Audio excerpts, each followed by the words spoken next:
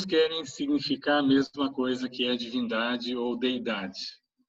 Então, essas duas palavras eram utilizadas na antiguidade de uma forma generalizada para fazer referência a qualquer figura endeusada e adorada durante o período do paganismo, né? Que havia deuses de toda espécie, de toda sorte na antiguidade clássica.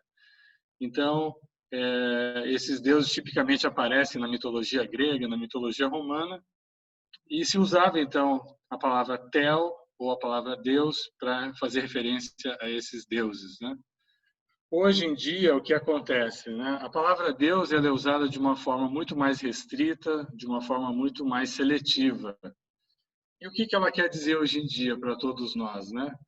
Ela designa aquele único e mesmo Deus, ou aquele mesmo único ser supremo, que é chamado por uma infinidade de nomes diferentes, dependendo do idioma. Então, na nossa língua, Deus, em francês, Dieu, em inglês, God, em alemão, Gott, e assim sucessivamente.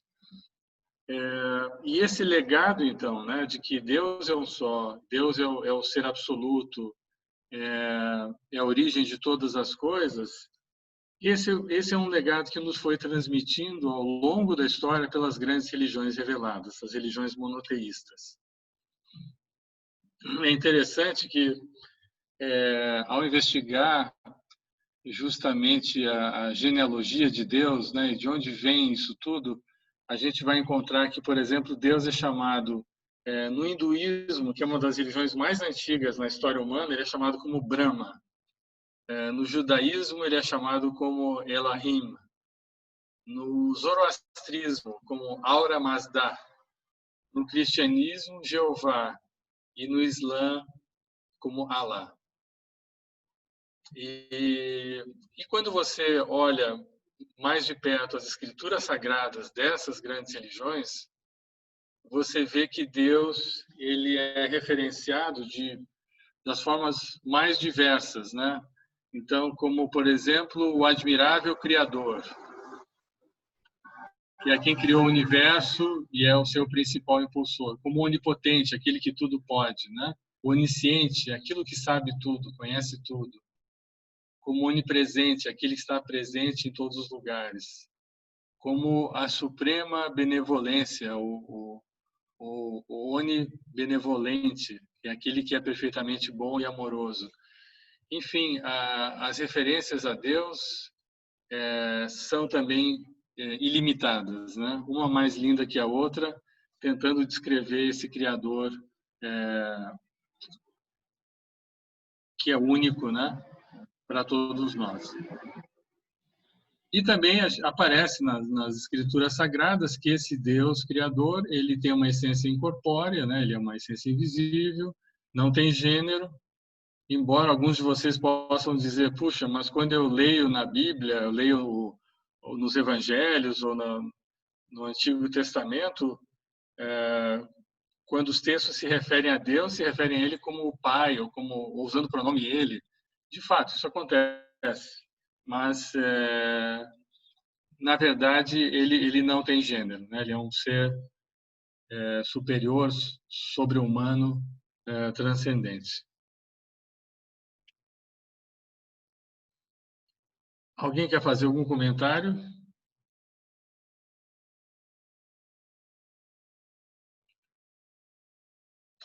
Muito bom. Então, podemos ir para o próximo slide. O que a gente descobre quando começa a observar a evolução das concepções em relação a Deus? Como que a compreensão humana ela avançou ao longo da história, o nosso entendimento sobre esse ser superior, esse ser absoluto que nós comentávamos antes, né? As concepções são inúmeras, né? E interessante também que algumas pessoas acham que Deus ou os deuses poderiam ser seres extraterrestres. Então, existe até algumas teorias que defendem que seres inteligentes teriam vindo de outros planetas ou galáxias e teriam visitado a Terra e assim teriam influenciado o desenvolvimento das religiões. Não sei se algum de vocês leu aquele livro chamado Eram os Deuses Astronautas. Eu li isso na minha juventude. É um livro bem antigo, mas fazia essa conexão de que não, esses grandes profetas, esses santos, esses homens extraordinários não eram humanos, eles vieram numa espaçonave de outras galáxias e assim por diante. Então, tem essa história também, né? Mas, de um modo geral, se a gente for se ater às principais concepções sobre a natureza de Deus, a essência de Deus, a gente vai encontrar, então, as concepções que eu vou apresentar rapidamente para vocês agora na sequência, né? A primeira delas é o politeísmo, que apareceu com mais força na cultura grega. Vocês estão vendo aqui um afresco, né, uma pintura em que aparece Zeus com os demais deuses do Olimpo, e assim, com esses deuses, né, com esses titãs, que era outra forma como eles eram conhecidos também. Então, os gregos tentavam explicar a ordem existente no universo, no cosmos, no mundo.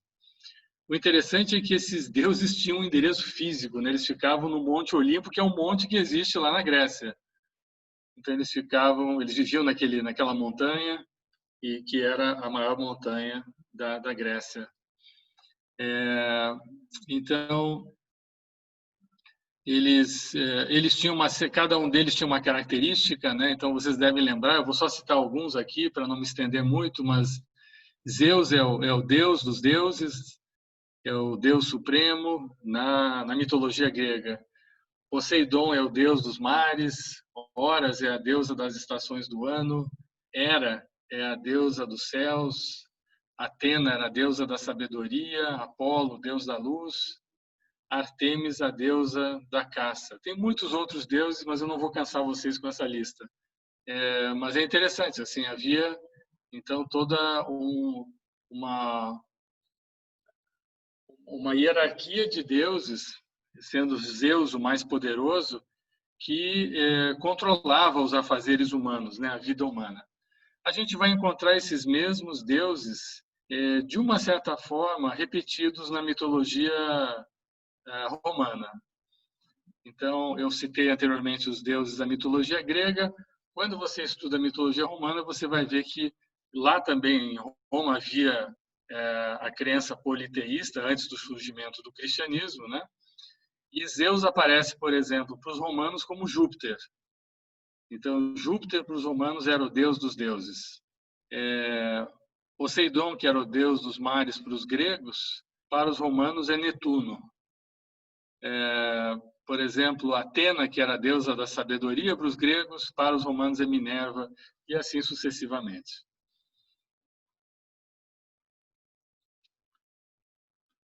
Podemos ir para o próximo.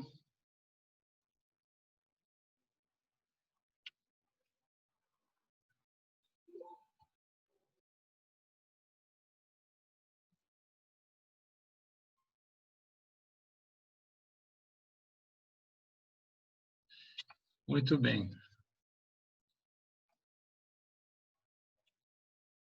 Então, aqui vocês estão vendo agora um segundo sistema de crença, né? Eu falei do politeísmo, e esqueci de dizer que a palavra poli, né, significa muitos, teísmo é Deus, então muitos deuses. Aqui a gente tem a filosofia panteísta, que é uma filosofia, é uma concepção sobre Deus que compara Deus com o universo e com a totalidade que existe no universo. Então, Deus é a totalidade da criação, Deus é o todo, e o mundo é apenas um aspecto desse todo. Então, nessa escola panteísta, o que você vai ter? Os panteístas não acreditam num Deus pessoal ou num Deus criador, né? Deus é a soma de todas as coisas. E Deus é encontrado no cosmos como uma unidade abrangente. Portanto, no panteísmo, quando você compara com o politeísmo, para o panteísta, a ideia do politeísmo é inaceitável, porque ele acredita num único Deus, que é tudo, e não em vários deuses. E as divindades gregas e romanas, para o panteísta, são considerados atributos de um mesmo Deus. As qualidades de força, de onipotência, de sabedoria, tudo isso são qualidades, atributos do mesmo Deus. Eu destaquei aqui um filósofo, que é Spinoza, que na sua obra chamada Ética, ele escreve muito sobre a questão panteísta, ele via Deus na natureza e ele foi um dos reforçadores, então, dessa teoria no século XVII. Se nós formos seguindo, a gente vai ver uma terceira concepção sobre Deus que surge com o deísmo, né? Aqui é uma posição, é um pensamento filosófico que acredita que o universo foi posto em movimento por uma força motriz, um princípio ativo, não necessariamente Deus, né? Eles não chamam de Deus. Eu coloquei aqui, não se acredita num Deus providencialista, né? Mas o deísta, ele acredita sim que houve um princípio inteligente de onde tudo mais decorre. Então, mas a crença do deísta não é o Deus da religião, não é o Deus da revelação profética, não é um Deus pessoal. E aqui também a gente tem dois representantes dessa escola, que são Voltaire e John Locke. Então, o que eles falam se a gente pode entender o universo a partir de uma causa inteligente, sim, nós entendemos que existiu um princípio originador de tudo isso e foi um princípio inteligente, mas não fazem a conexão diretamente com a religião.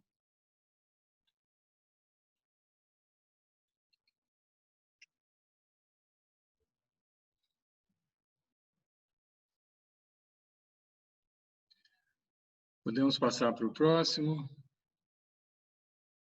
A escola teísta já é, então, uma evolução em cima das anteriores, do deísmo e do politeísmo, que nós falamos antes. E aqui, essa é a visão mais prevalecente entre as religiões monoteístas, né? Que são as grandes religiões que a gente conhece na história, começando com o hinduísmo, judaísmo, zoroastrismo, budismo, cristianismo, o islamismo e a própria fé Bahá'í. Todas essas religiões são teístas, ou seja, elas acreditam em Deus e é um Deus que tem um caráter pessoal, transcendente, que tem uma interlocução com a sua criação, que somos nós, né? Deus criou o mundo, mas ele ainda permanece no mundo, mas ele é distinto do mundo. Então, é interessante, quer dizer, ele é ao mesmo tempo imanente, ele está no mundo, mas ele é transcendente, ele está acima da sua própria criação. E um grande nome nessa escola, nessa visão teísta, é o Immanuel Kant, que foi um dos mais célebres pensadores alemães.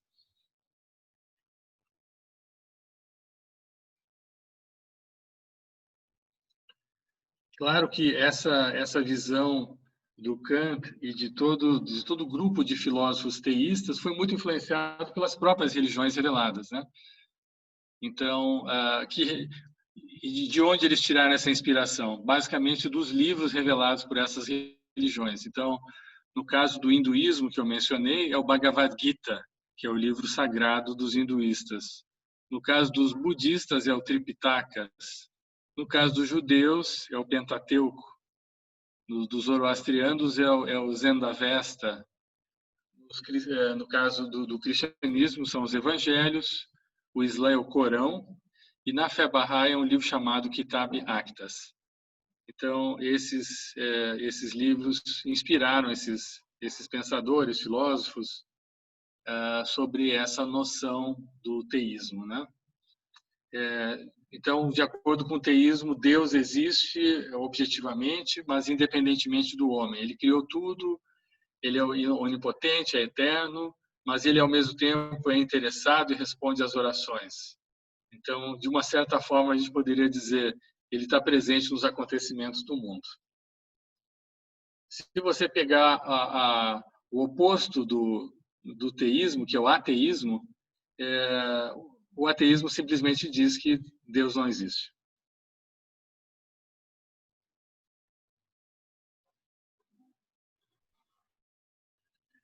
E aí tem uma outra escola, que é o agnosticismo, né?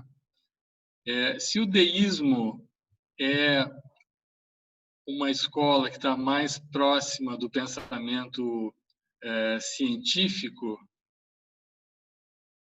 o agnosticismo é uma doutrina que defende o seguinte: Deus é inacessível, ele é incognoscível, e nós não temos um ferramental, a gente não tem instrumental para poder tangibilizar o que é Deus. Então, para nós, Deus nem existe, nem deixa de existir. Na verdade, não temos opinião sobre Deus. Então, nem tampouco sobre o sentido da vida, sobre temas metafísicos. O agnóstico, na verdade, ele assume uma posição neutra e ele fala, na verdade, o que vocês estão falando aqui sobre Deus é uma coisa muito elevada, eu não consigo nem provar a existência dele, nem a inexistência, então eu prefiro ficar de fora dessa discussão. E um dos pensadores que defendeu essa tese foi Thomas Huxley, que está sendo mencionado aqui. Então, eu coloquei essa figura aqui do observatório, porque ele dizia o seguinte: se a gente conseguisse enxergar Deus numa lupa, se tivesse algum instrumento que eu conseguisse tangibilizar Deus, ok, eu também defenderia a existência dele, mas eu não consigo, eu não alcanço Deus. Então, eu fico fora disso. Então, ele teve vários seguidores, várias pessoas que pensavam como ele também.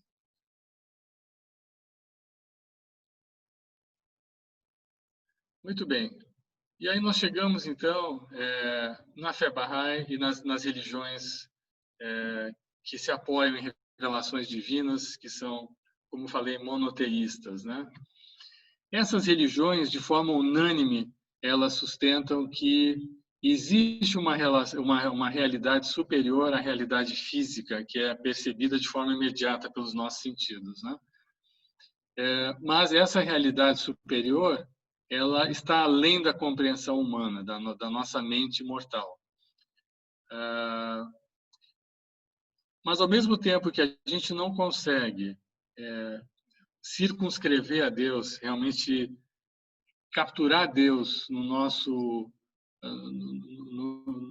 dentro dos nossos sentidos sensoriais, a gente pode perceber ele em cada lugar da sua criação. Então, é aquela ideia de que Deus está imanente na sua criação, ele está presente, mas ao mesmo tempo ele é transcendente. Então, eu vejo ele em todo lugar, mas eu não consigo capturá-lo, porque ele é incognoscível, ele é invisível, ele é uma essência superior.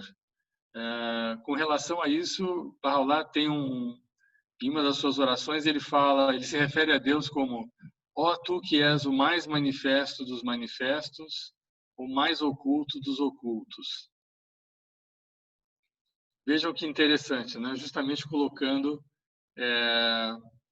essa questão dialética, né? Mas para aí, ele é oculto ou ele é manifesto? Não, ele é as duas coisas, né? Ele está manifesto em todos os lugares, mas em nenhum lugar você consegue dizer aqui estou com Deus de forma completa, né? Junto comigo, de forma inteira, porque ele permeia todo o universo, ele permeia toda a sua criação. Deixa eu fazer uma pausa nesse momento, eu vou entrar agora mais a fundo nas ideias barrais. Algum comentário, alguma consideração que vocês gostariam de fazer até esse ponto? Como que o pensamento humano foi evoluindo desde uma visão politeísta, né, lá com os gregos e romanos, passando por uma visão que nós falamos deísta, depois teísta, agnóstica e chegando até os dias de hoje.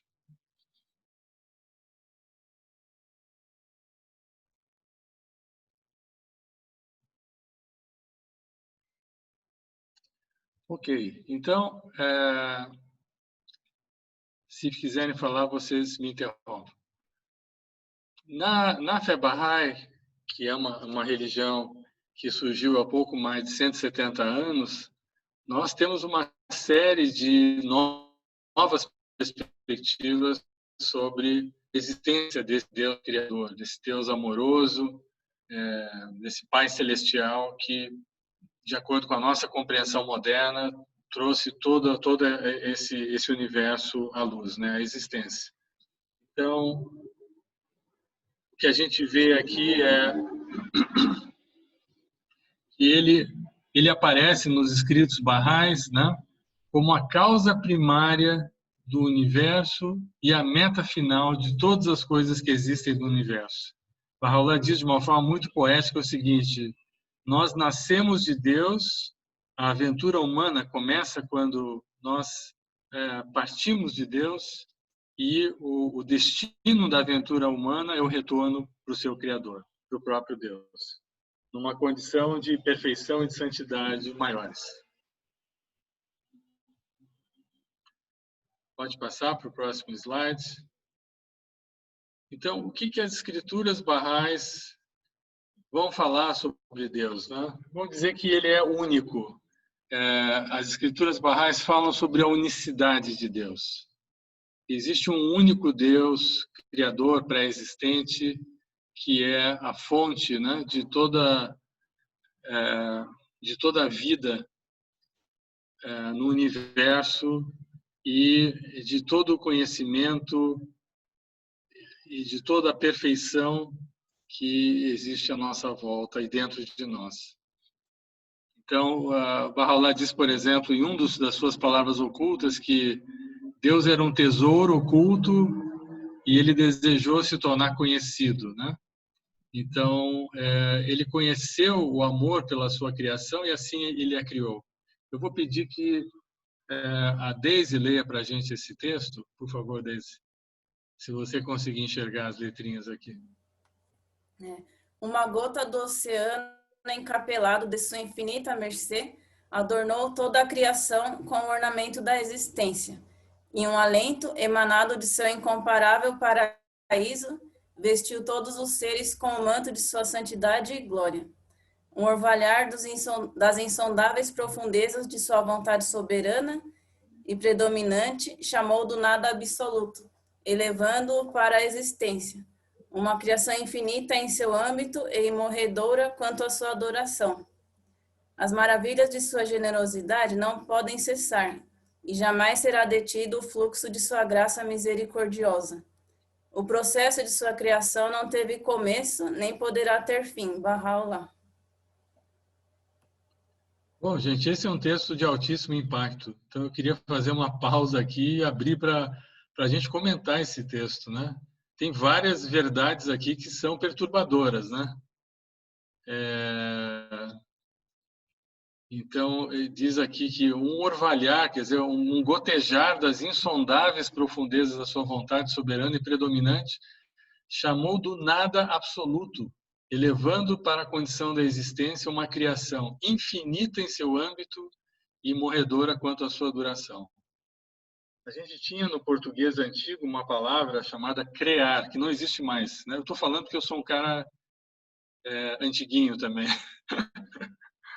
Então, havia então nos dicionários mais antigos essa palavra criar com e havia a palavra criar com i, né? O que o homem faz é criar com i, não criar com e, que é uma coisa que só Deus faz, que é trazer da inexistência para a existência.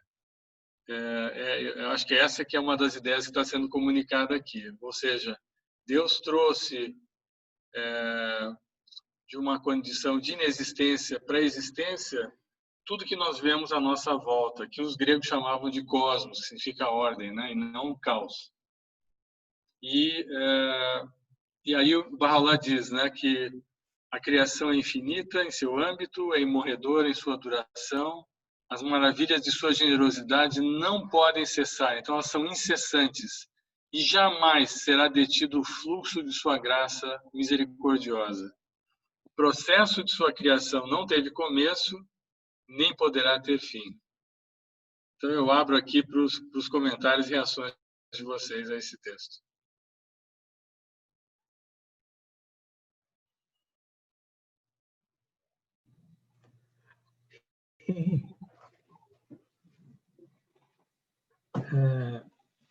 Posso falar? Por favor, claro.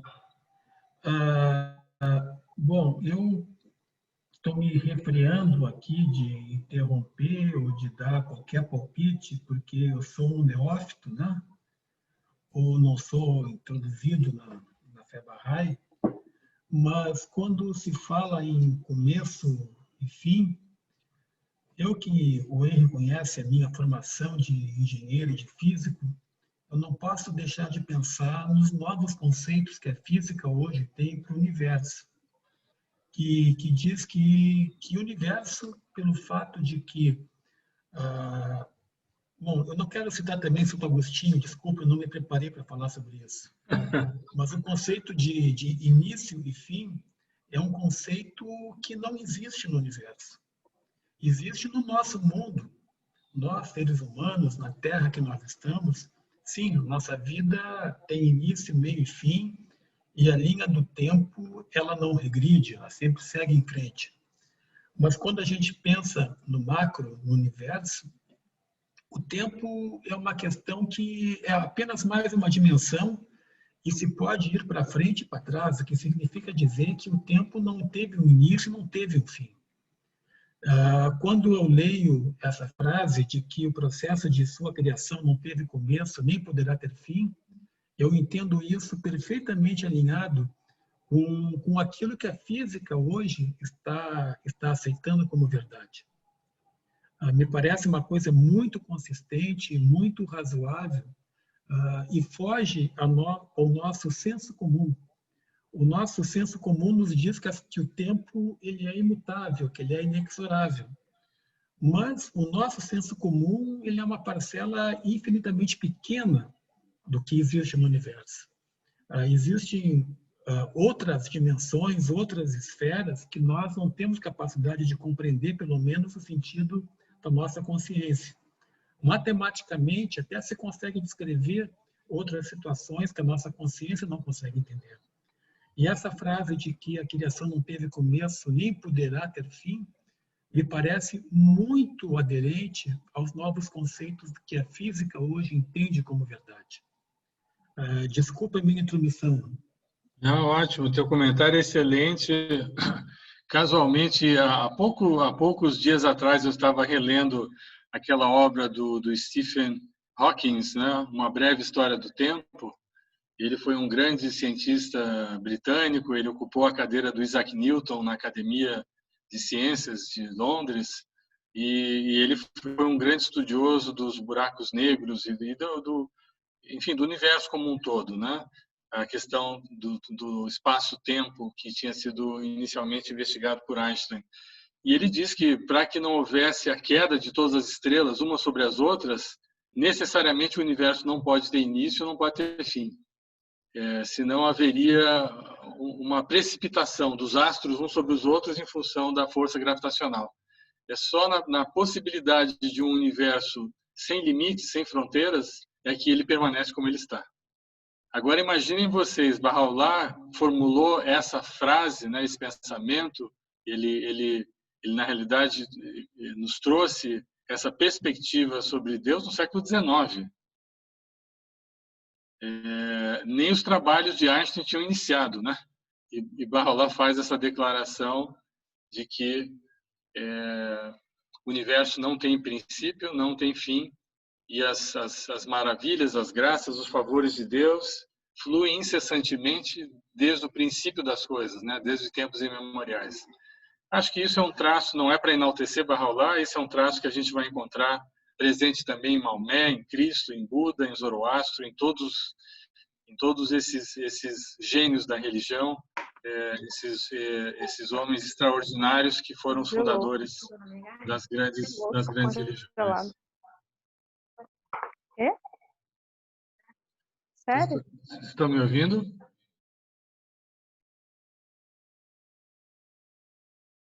Sim? Sim. Ok, então podemos seguir, Sim. porque me pareceu que tivesse congelado a tela aqui em algum momento. Muito bem. Vamos avançar um pouco mais na questão da natureza de Deus. Bahá'u'lláh vai nos dar outras pistas muito desafiadoras e interessantes aqui, né, para a nossa compreensão.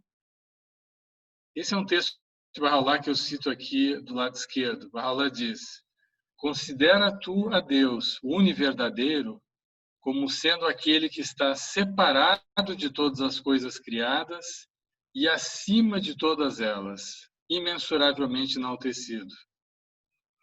O universo inteiro reflete a sua glória, enquanto ele próprio é independente de suas criaturas e as transcende. É este o verdadeiro significado da unidade divina. Eu tinha falado anteriormente sobre aqueles conceitos de imanência, que é uma coisa estar presente, e transcendência, que é uma coisa estar acima. Então, esses dois conceitos estão combinados aqui. Deus é imanente na sua criação, ele está presente, mas ele transcende, ele está acima e é independente da sua criação. Vou pedir que uma outra pessoa leia aqui para a gente. Larissa, você pode ler esse texto de Bahá'u'lláh?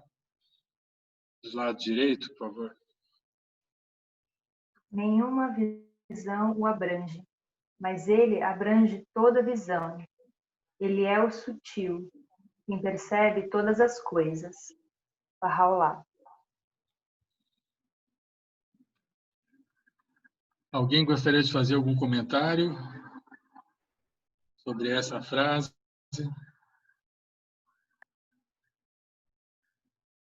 E sobre essa questão de que Deus está imanente e, ao mesmo tempo, ele é transcendente na relação com a sua criação? Mais do que a imanência e transcendência, aqui o que eu percebo é essa ideia do ocultar e manifestar, né? Porque a gente estava vendo, né, as outras escolas filosóficas e aí me chama muita atenção o pensamento agnóstico, né, de que eu não posso ver, né, e o que você trouxe, né, então se eu pudesse ver Deus, aí eu poderia falar sobre ele. Então eu não posso ver, eu não posso falar, né, e aí acho que os agnósticos eles ficam nisso que é o ocultador, né, mas Deus é o ocultador, mas ele também é o mais manifesto dos manifestos, né? Ele está em tudo, né? Então ele consegue perceber tudo, ele está em todas as coisas e ao mesmo tempo que ele é perceptível, ele é o percipiente, o perceptido, ele é o perceptível, o percipiente e ele está, né? Ele é o sutil, então ele está para além, né, de só ser percebido, né, ou só de perceber, né, e acho que essa é a nossa dificuldade. O Geraldo falou agora há pouco sobre essa coisa, né, do como a gente percebe o tempo dentro do senso comum, né, da nossa mente, e para nós é difícil, né, ficar pensar, né, isso, algo que um ser que consegue abranger tudo, porque a nossa mente é muito restrita, é muito pequena para conseguir alcançar isso, né? Mas não é porque a gente não alcança ou que a nossa mente não entende que não existe ou que não é, né? Dessa forma.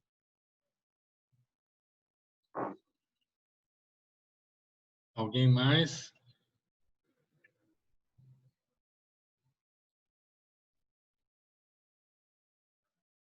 Acho que chama atenção também isso de que ele é o sutil, né? Acho que não sei se eu entendo exatamente o que quer dizer isso, mas às vezes a gente tem algumas concepções de Deus, né? Como alguém que vai e interfere, aquele que vai e faz, aquele que mexe os pauzinhos e as coisas mudam, né?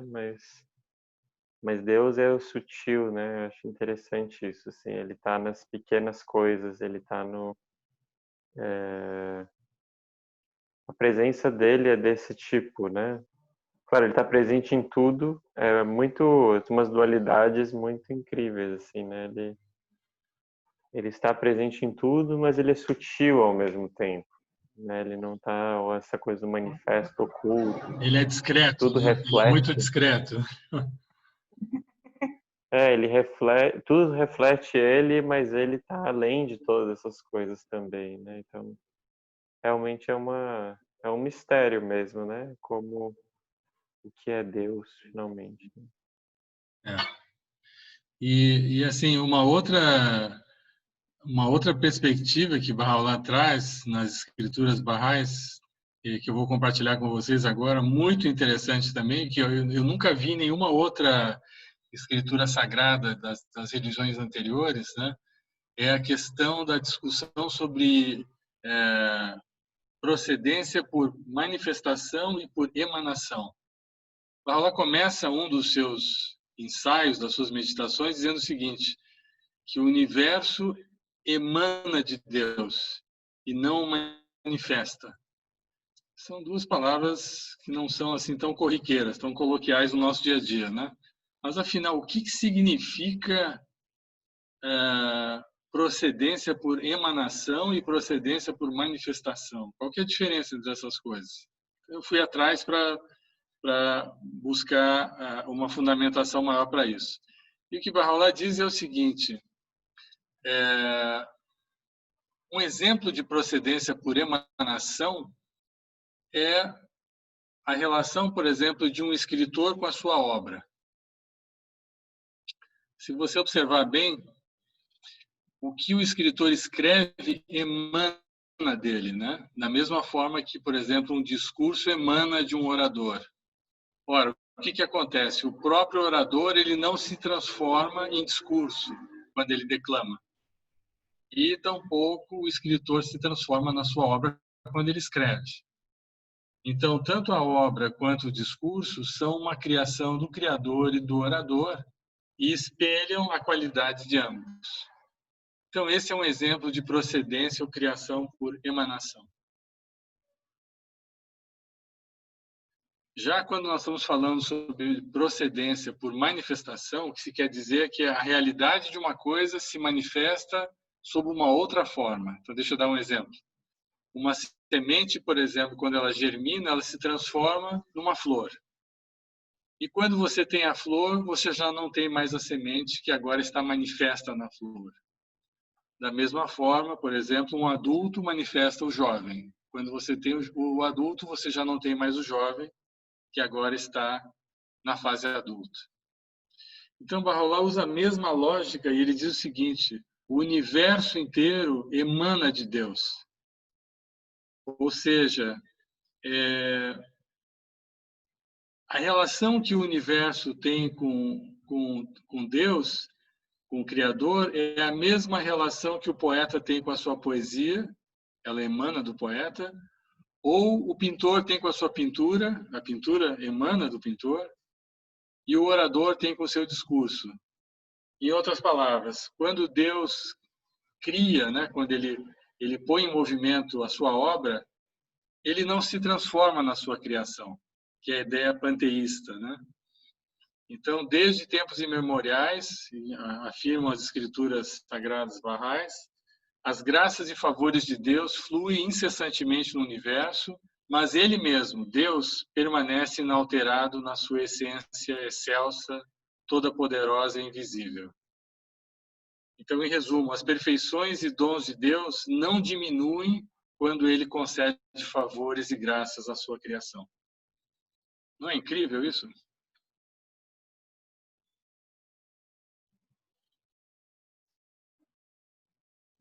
Eu queria também abrir para os seus comentários com relação a essa perspectiva sobre emanação e manifestação.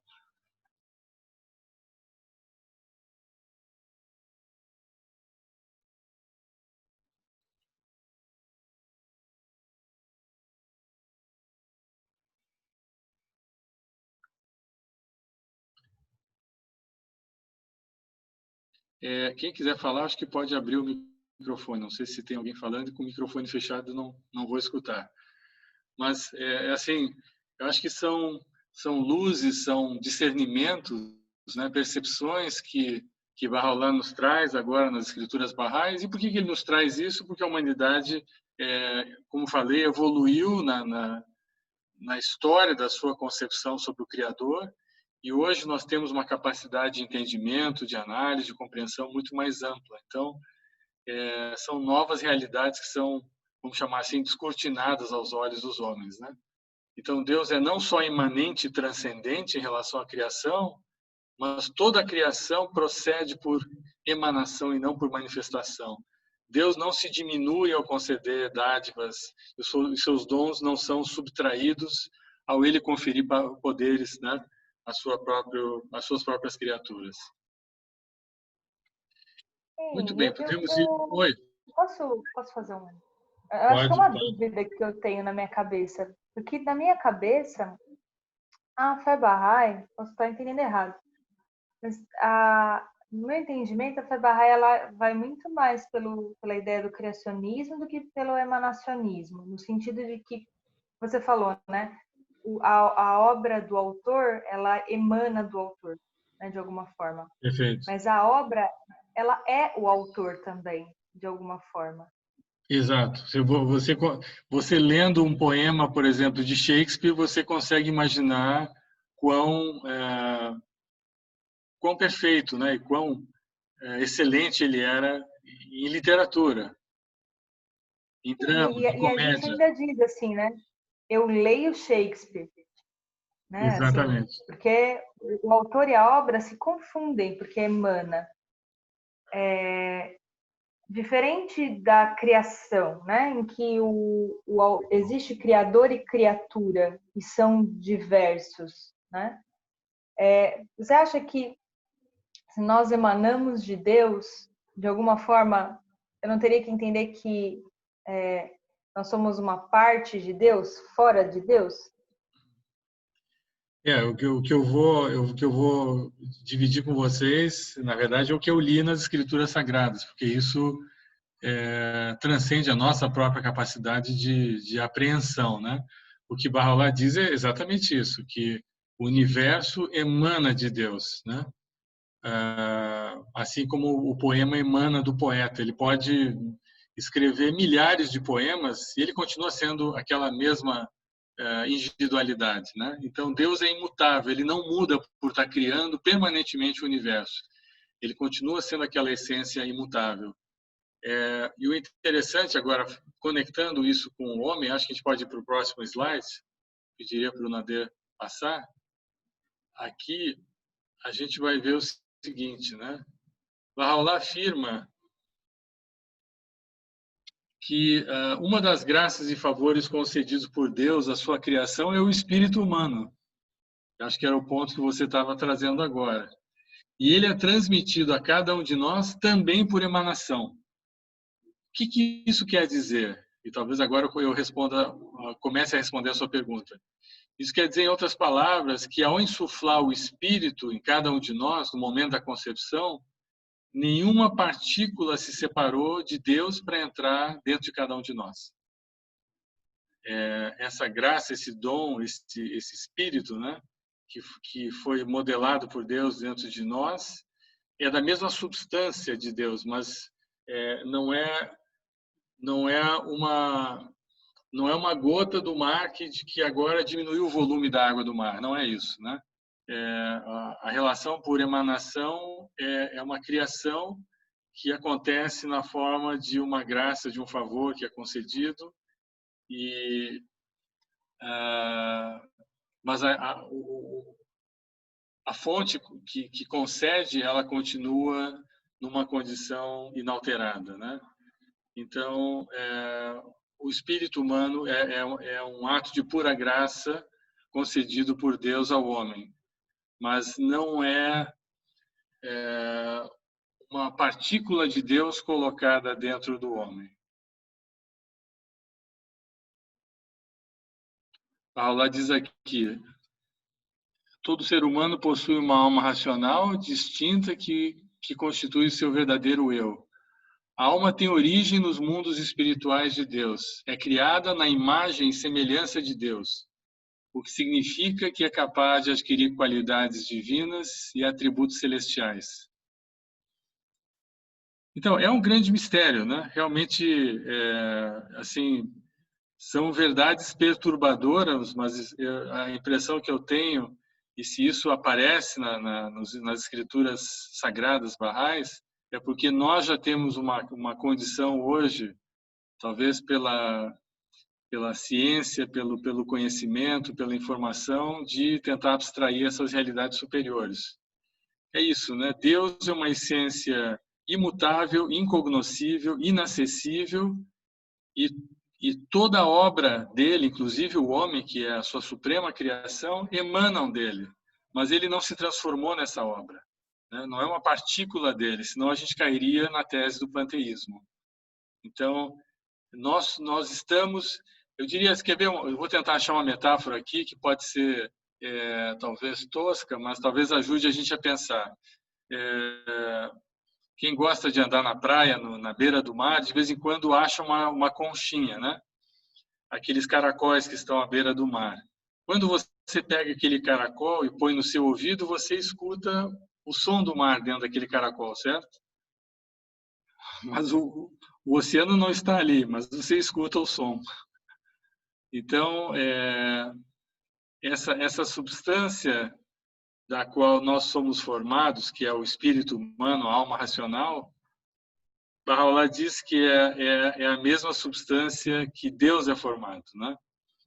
Mas, ao criar o homem e colocar essa substância no homem, ele não se diminui, ele não se empobrece, ele não fica menor na sua riqueza. É o máximo que eu consigo falar também, porque é o que está nos escritos. Mas eu acho assim que é uma coisa incrível. E por isso que todas as religiões vão dizer que para conhecer a Deus, basta o homem olhar para dentro de si mesmo, né? Porque a alma humana é um sinal de Deus, não é uma partícula de Deus. Os escritos sagrados barrais sempre falam da alma humana como um sinal e não como uma partícula. Não sei se ajudou, Larissa. Ajudou a mostrar que é realmente misterioso, né? É misterioso. Não, super explicou. Não, clareou A religião bem, é o encontro com o mistério, né? A religião é o encontro com o mistério.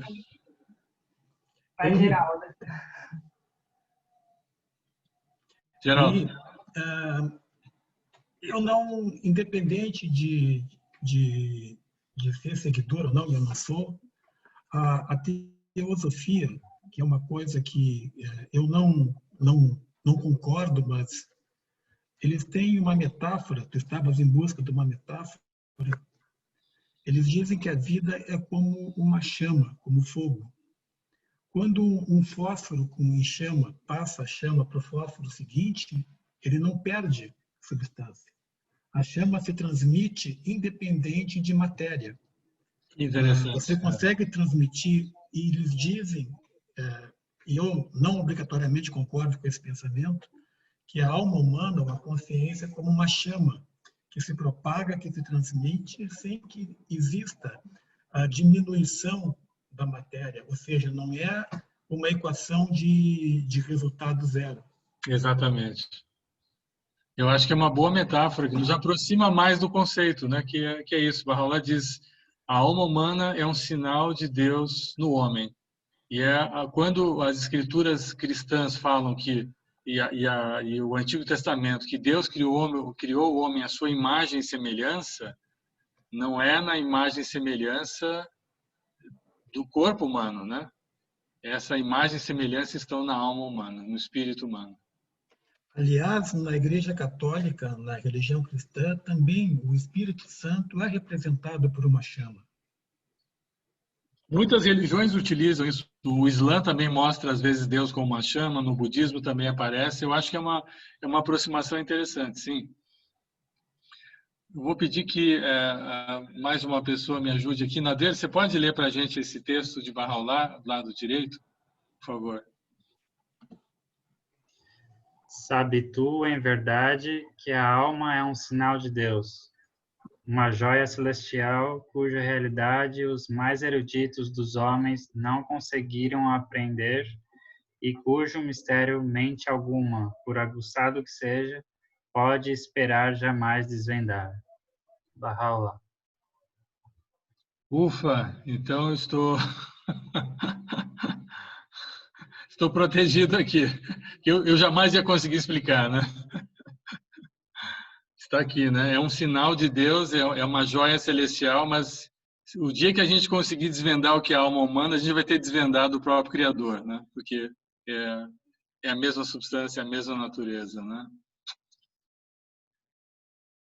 Alguém mais gostaria de participar aqui dessa discussão? Fazer comentários? Estamos todos aprendendo aqui, por favor. Hein? Sim, Eduardo. Na verdade, a mim, o que, além dessa esforço por entender o Criador, o esforço da criatura por entender o Criador, é realmente inglório, é bastante complexo. Mas a mim, o que realmente me atrai é quando o Criador determina, ou guia, ou orienta, ou diz, não sobre ele, Criador, mas sobre a condição da criatura, como que a criatura deve se comportar para ter uma vida efetiva, uma vida feliz, uma vida completa, para ter um propósito de vida. Eu, particularmente, não consigo gastar muita energia, muito pensamento, muita reflexão em entender a complexidade, a grandiosidade do Criador. Essa energia, pouca energia que eu tenho quando me volto para o Criador, o que é que ele diz que eu devo fazer? Como é que eu devo me comportar? Como eu devo me relacionar? E fazer uma síntese disso e tentar colocar em prática. Perfeito, então, é isso mesmo. Está certíssimo. A gente só tentou realmente com a exposição desse tema hoje à noite mostrar como que a visão humana, né, evoluiu do politeísmo para o panteísmo, né, o deísmo, o teísmo, chegando agora a essa visão de um Deus que é imanente, transcendente, que é a fonte, a origem de tudo que a gente vê e é o ponto de partida e o nosso ponto de chegada também, o nosso destino, né? Quando Cristo diz, sede perfeitos como o vosso Pai que está no céu, quer dizer, a aventura humana, a trajetória humana nesse mundo é tão somente para a gente conhecer o nosso Criador. E Bahá'u'lláh diz o seguinte, que é muito bonito, ele diz, conhecimento é semelhança. Então, quanto mais a gente conhece, mais a gente se aproxima e mais a gente se torna semelhante ao próprio Criador. Então, a gente deveria ter, eu acho que é uma das mensagens que eu queria compartilhar com vocês, que foi meu aprendizado também ao estudar esse tema, a gente tem que ter um tempo para estudar essa nossa relação com Deus, porque conhecimento de Deus é proximidade a Deus, e proximidade a Deus é semelhança a Deus. Vamos para o último slide. Pediria que o Nader nos mostrasse, então, o próximo. Então, aqui, nós estamos reforçando essa ideia, né? Os Bahá'ís creem que este mundo é um mundo mais do que o resultado de uma coincidência ou da ação de forças cegas, né? Deus não é uma ficção, o mundo não foi originado pela ação de forças acidentais, caóticas, sem propósito, ao contrário, né? Existe uma realidade transcendental para além da realidade material e existe um propósito para a vida humana e uma meta a ser alcançada por cada um de nós. Então, eu vou pedir para que um dos nossos amigos aqui leia. A Vilma pode ler para a gente. Vilma, por gentileza, esse texto de Bahá'u'lláh ao lado direito. Enaltecido seja teu nome, ó Senhor meu Deus. És o venerado por todas as coisas e o que ninguém venera, e o que a ninguém venera. És o Senhor de todas as coisas e de ninguém o vassalo. És quem conhece todas as coisas e de ninguém é conhecido. Desejastes ser conhecido pelos homens e assim, por uma palavra de teus lábios, trouxeste a criação à existência e esculpiste o universo. Bahá'u'lláh.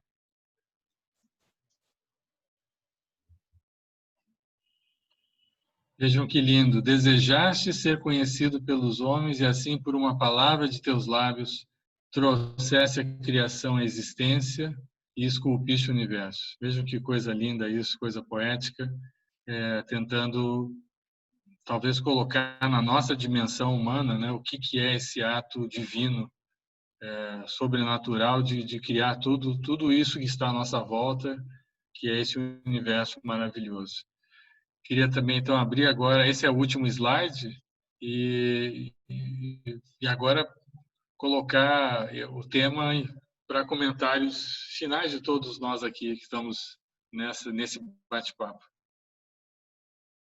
Aqui tem citações e apreciações da Fé Bahá'í. Eu só deixei no final porque alguns de vocês não estiveram na reunião anterior, então essas são algumas apreciações e são pronunciamentos de pessoas que conheceram o movimento Bahá'í no seu tempo. Mas eu gostaria de voltar, Nader, ao slide anterior, por favor, se você puder, para deixar aqui também espaço para participações de vocês com relação a esses textos aqui, né? Ou seja, o homem não é um animal que deu certo, nós não estávamos nos galhos das árvores junto com os macacos e um dia descemos de lá e tivemos sucesso e criamos as civilizações. Não foi exatamente assim o caminhar do ser humano e o caminhar da humanidade. Existia uma intencionalidade desde o início, segundo as escrituras sagradas, e isso é bastante ratificado nas escrituras bahais.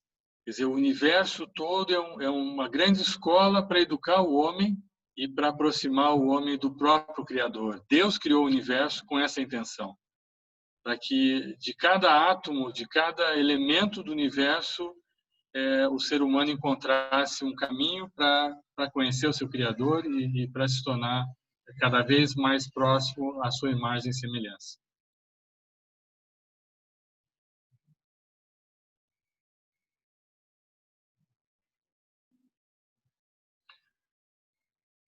Eu acho que podemos tirar da... Sim, alguém quer falar? Eu ia falar, posso falar, mas se Pode quiser parar de falar, claro. Isso.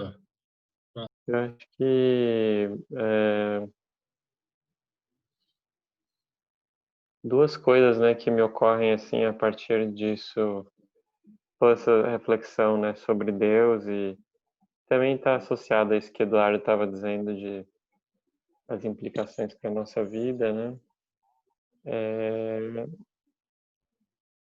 Tem duas coisas assim que me vêm, né, que são implicações e que se conectam muito fortemente com tudo que a gente está vendo.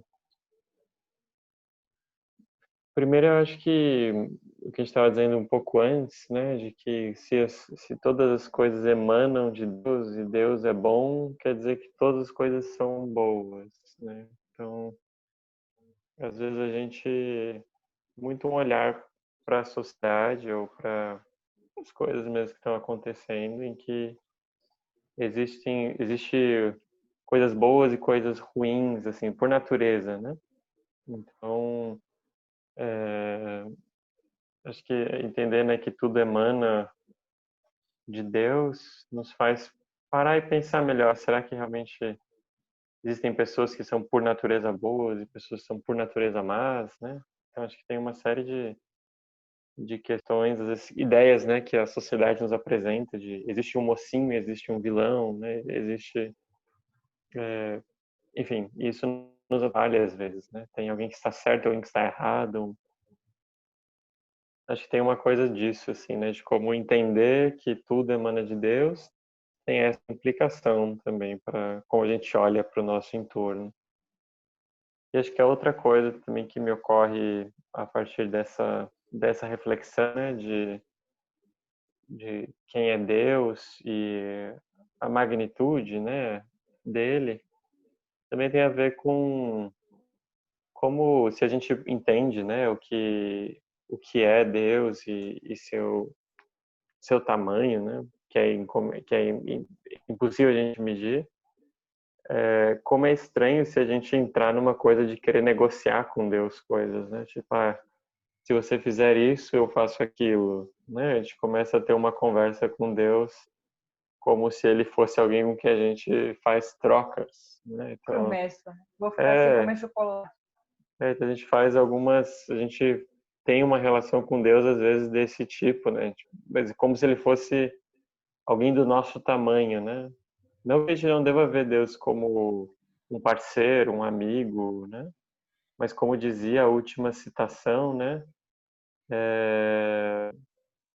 Ele é o venerado por todos e o que a ninguém venera, né? Então, aí às vezes acho que a gente pode criar um pensamento do tipo, mas eu não vou fazer isso porque Deus não me deu aquilo, né? Mas realmente não é disso que se trata, né? Deus está para além da nossa compreensão, ele é muito, muito maior do que qualquer coisa. Então, acho que é importante mesmo, assim, todas essas concepções, né, têm implicações práticas importantes na maneira como a gente se relaciona com Deus e com aqueles que estão à nossa volta. Enfim, só uma reflexão. Acho que é legal também pedir para a Fariba comentar uma outra ideia que aparece nas escrituras barrais, quando Bahá'u'lláh fala que Deus insufla, né, o espírito no homem, e a sua suprema graça para o homem é essa alma racional, esse espírito. Bahá'u'lláh diz, e Deus faz isso com um duplo propósito, né? Eu queria que Fariba comentasse rapidamente o que é duplo propósito.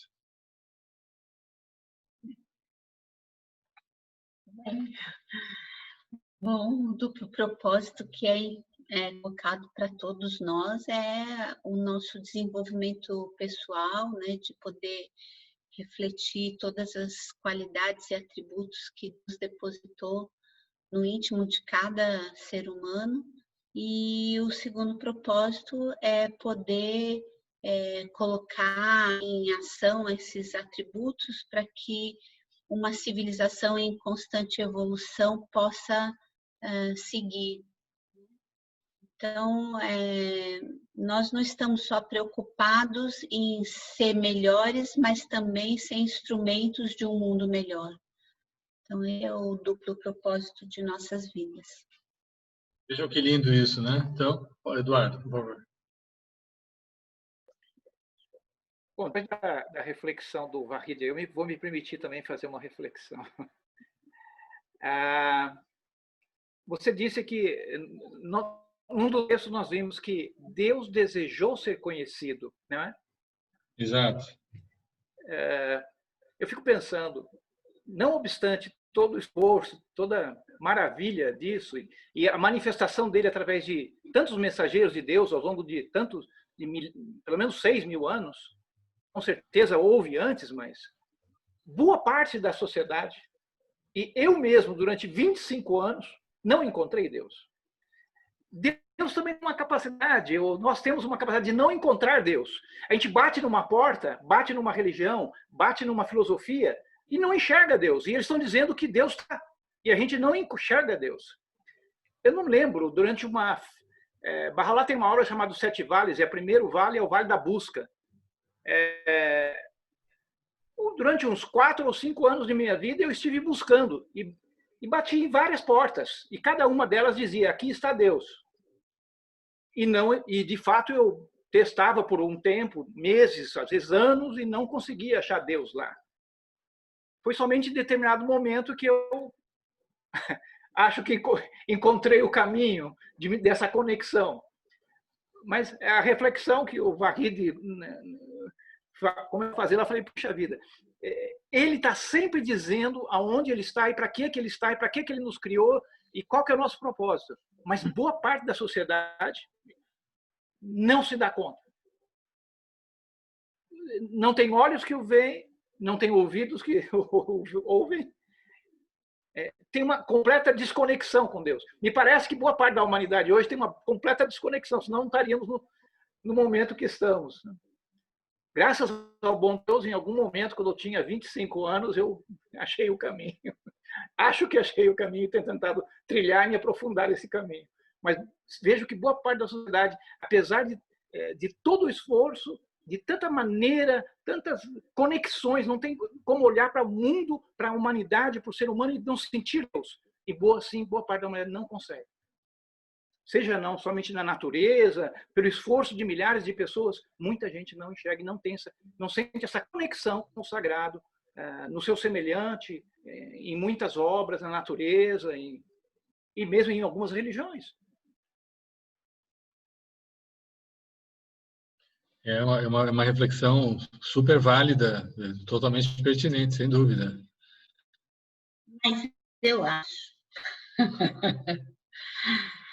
que, na realidade, sim, tudo isso é um grande processo e que tem diferentes possibilidades e diferentes perspectivas. O Eduardo, que há 25 anos atrás, não, 25 anos atrás, não, mais, né? Você tinha 25 anos, tá bom. 26 anos atrás. Que durante 25 anos buscou, somos jovens, exato, buscou Deus de alguma forma e bateu em tantas portas, não teria sido o Eduardo de 25 anos de idade na época, pronto para encontrar, por exemplo, a fé Bahá'í da maneira que encontrou.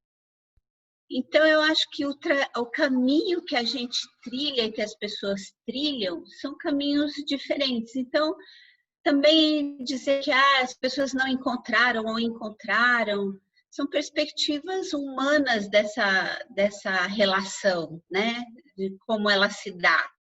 Claro que, de toda forma, o apego às tradições, aos preconceitos, muitas vezes fazem com que a gente se apegue a vãs fantasias e chamando aquilo de Deus. Então, isso também acontece, né? Não é que as pessoas estão descrentes, mas elas não conseguiram se livrar de algumas, se apegaram de tal forma ou não exerceram seu próprio poder de buscar Deus e deixaram que outro decidisse para ele quem era Deus. Sabe, são muitas perspectivas, né? E isso tudo faz parte de um grande processo de desenvolvimento da humanidade. Hoje, a gente vive um outro momento dessa história humana, né? Onde a gente não mais vai poder dizer que o outro é que vai escolher para a gente, o outro é que vai conhecer pela gente e vai dizer o que é. E isso traz grande responsabilidade, né?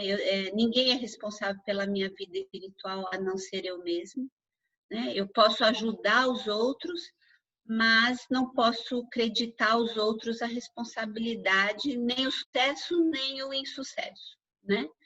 Então, eu acho que o Eduardo, é simbólico, né? O Eduardo aqui. O Eduardo, ele não teria tido a mesma perspectiva da fé Bahá'í se ele não tivesse passado por tudo que ele passou. E que foi muito importante para ele ajudar outras pessoas depois, quando ele reconheceu a fé. Então, eu acho que sim, só queria te dar outra perspectiva da sua vida. Interessante, né? É o processo da busca, né? E aquele que busca com ardor um dia alcança, um dia vai chegar. É só uma questão de tempo.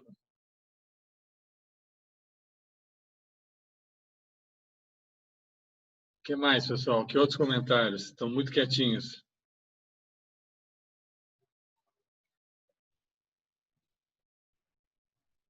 Eu acho que eu queria terminar, então, talvez.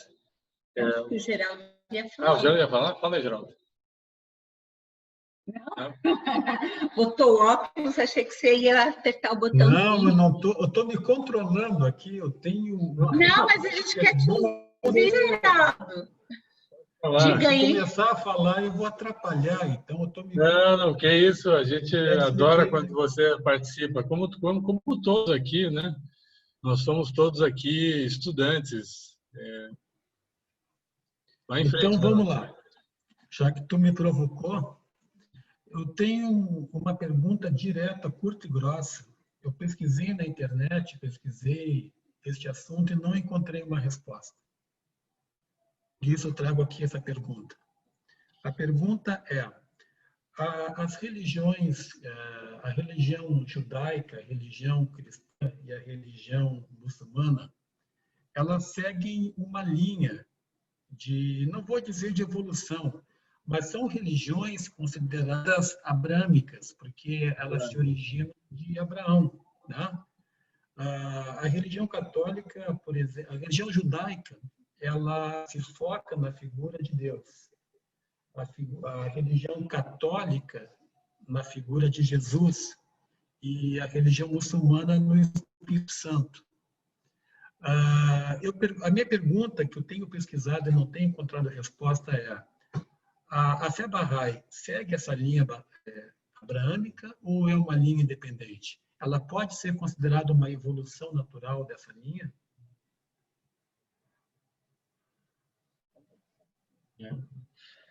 Sim, a resposta é sim.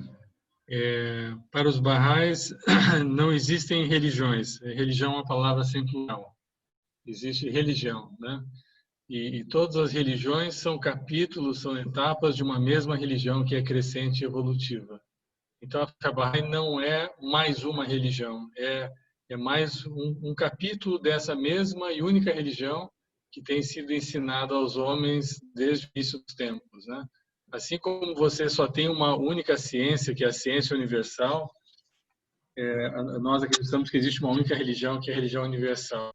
E esses porta-vozes que aparecem de tempos em tempos, esses gênios da religião, como você mencionou, Cristo, Buda, Zoroastro, Moisés, Baha'u'lláh, eles avançam o nosso conhecimento, a nossa compreensão sobre Deus, sobre nós mesmos, e sobre a relação que nos une a esse Criador, né?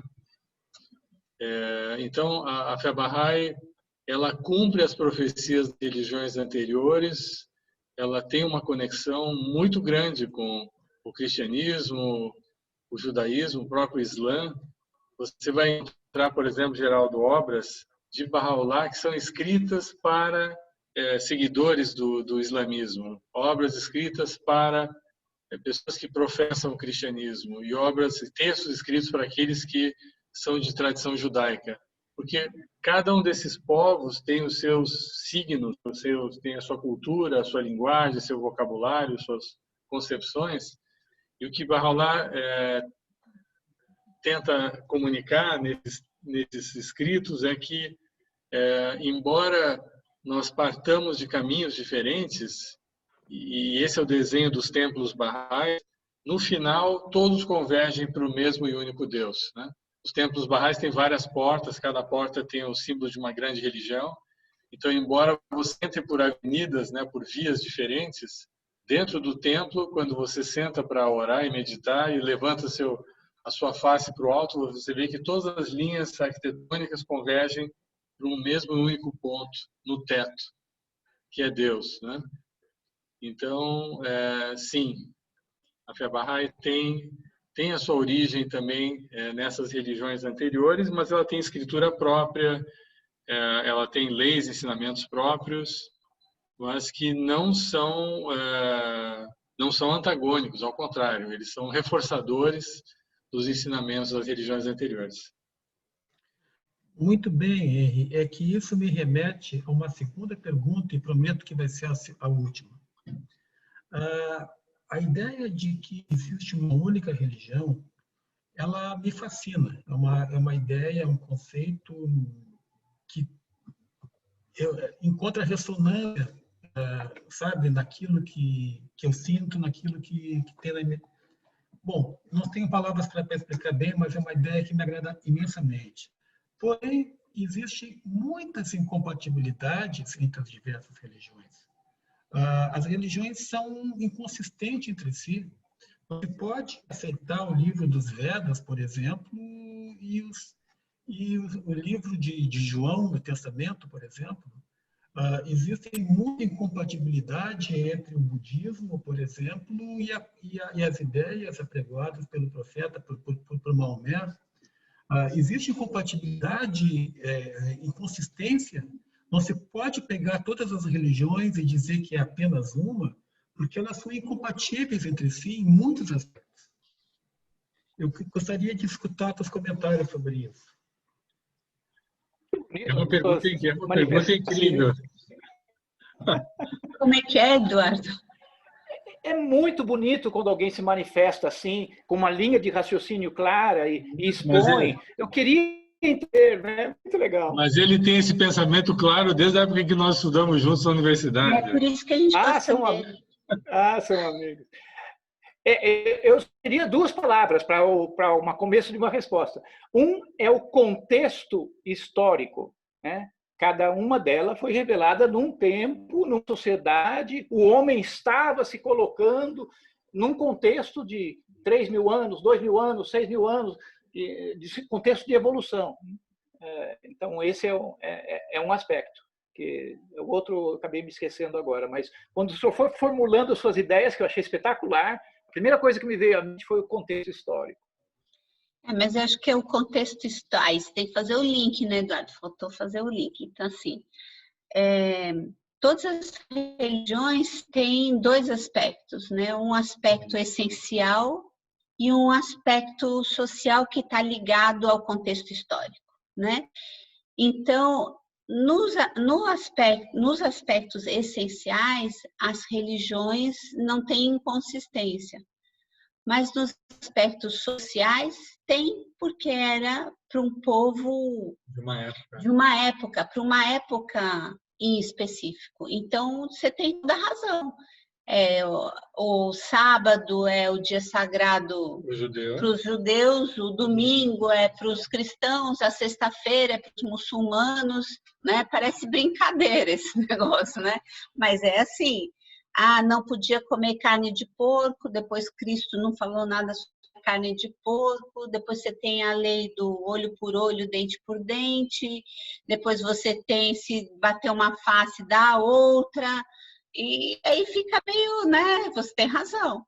Mas Baha'u'lláh diz que é exatamente essa questão da essência que é a mesma, e também outra coisa que atrapalha muito, eu acho, né, na minha perspectiva, é que a gente também tem uma série de conceitos e compreensões que nos foram passadas, né, na verdade, que não são propriamente da religião, mas que foram interpretações ou conveniências, né, dos diferentes dirigentes ou da época, enfim, e que acabou se confundindo com a essência da própria religião.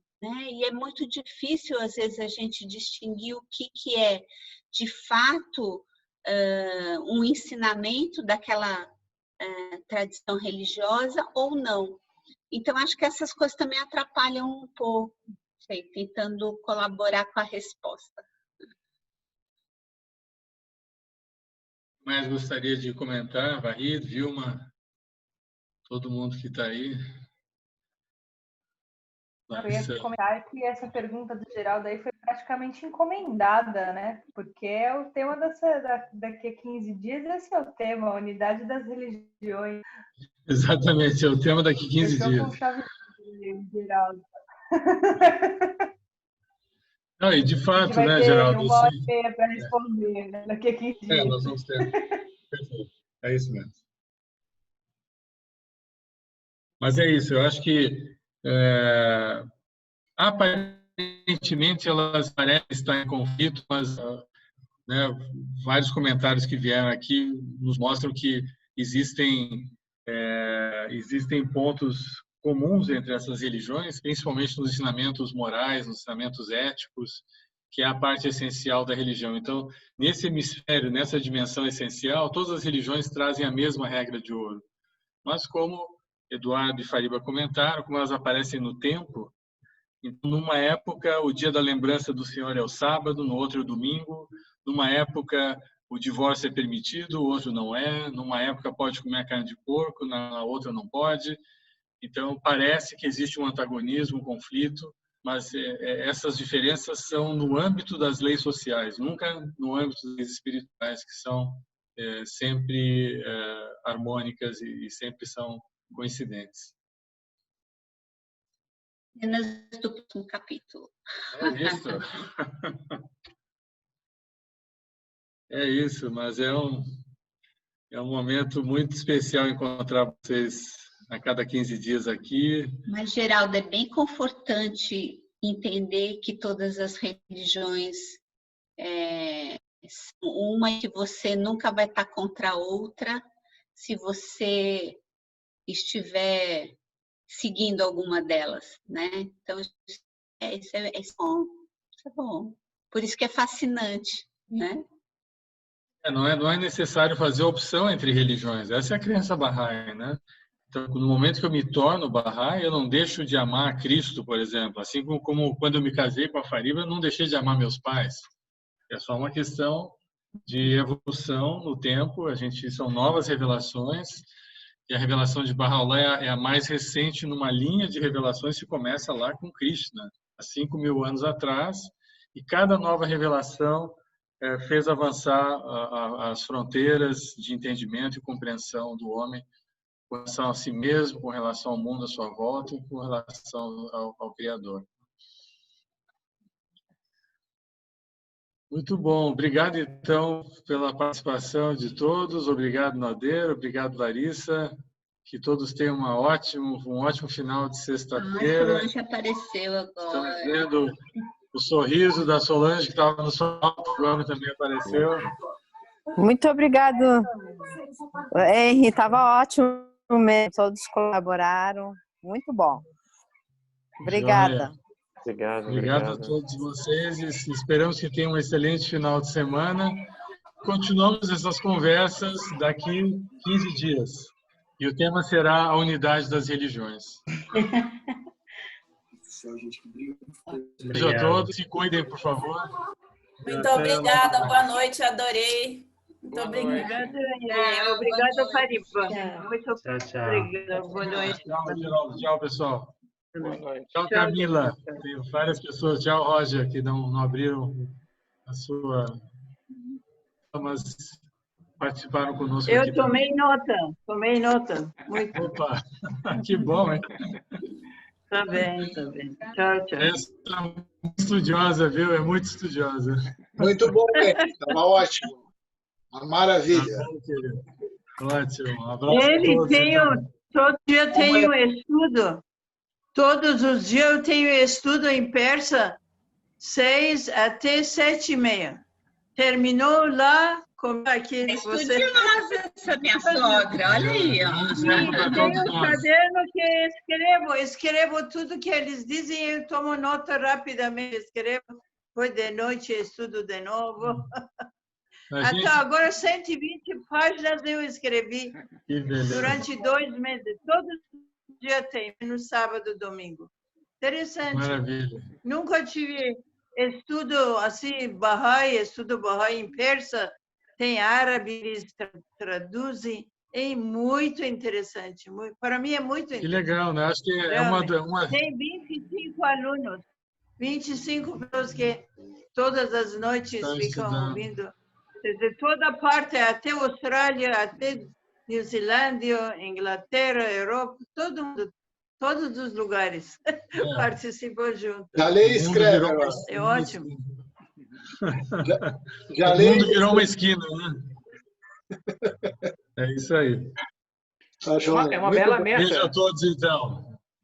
Boa Tá bem, noite. boa noite. Tchau. Boa noite. Boa noite, Teresa.